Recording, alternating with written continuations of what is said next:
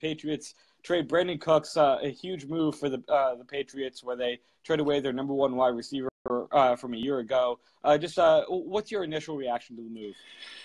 I think it's always pretty stunning when you hear a high-profile, prominent player get traded, especially when his name isn't mentioned in trade rumors leading up to the deal. And that was the case here. It wasn't really rumored that Brandin Cooks was going to be traded at all this offseason. So I think there's like an initial a shock to the news. But then if you really think about it and what the circumstance is, I don't think maybe we should be that surprised, just because this kind of fits Belichick's MO. Cooks is a player who probably wasn't going to re-sign long-term here in New England.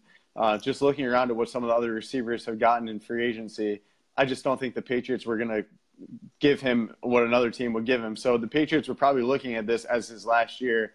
Belichick is more likely to move on from a player the year before he enters his contract year, rather than have him play out and just leave in free agency. So I think that from that perspective, the fact that they traded Cooks probably isn't too surprising. I thought they got a pretty good deal back.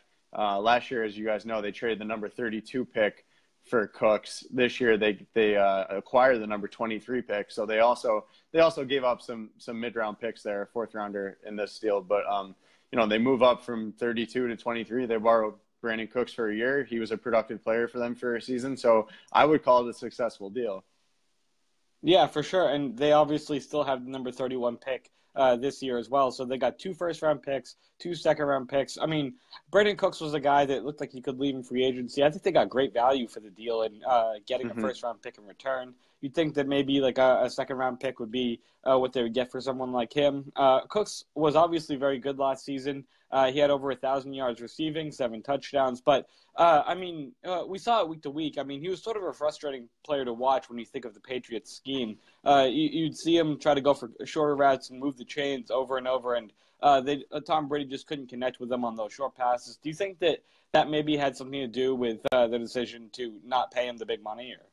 Yeah, I just don't think he was worth what he'll end up making a nice contract. Like, look, Sammy Watkins got $34 million guaranteed from the Chiefs, and I'm sure Brandin Cooks will get something similar to that. And he's probably even a better player than Sammy Watkins is, but I don't know if he's worth the money that he's going to get, because the way I always described it throughout the year, I think he was really good at one thing, and that one thing was certainly valuable to the Patriots offense, but you really couldn't ask him to do much else. He wasn't good on possession routes. He lost a lot of what I would call 50-50 balls on comeback slants, those kind of shorter routes. And he didn't do really anything with the ball in his hands after the catch. So he was really, he was a very dynamic vertical threat and certainly changed the Patriots offense, adding that element to it. But he brought little else to the table. And I just think that ultimately they decided that was not a player that they were going to pay for the long term. So they now collect some more draft picks, and I think that they're in a real interesting spot. 4 picks in the top 2 rounds. They basically have the flexibility to do whatever they want at this point.